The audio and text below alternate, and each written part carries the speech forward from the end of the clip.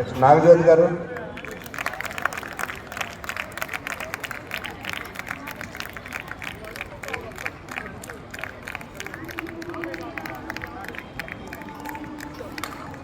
ఇప్పుడు first officer Prabhakar గారికి గౌరవ పెద్దల కమిషనర్ గారి చేతుల మీద సన్మానం. నిన్నటి నుంచి మొత్తం ఏర్పాట్లన్నీ కూడా భుజాల మీద వేసుకొని చేస్తున్నారు సారు, అట్లాగే మాధవ్ గారు, టీం అందరూ కూడా. ఇప్పుడు మన సిబ్బందికి రెడీ చేసుకుంటాం.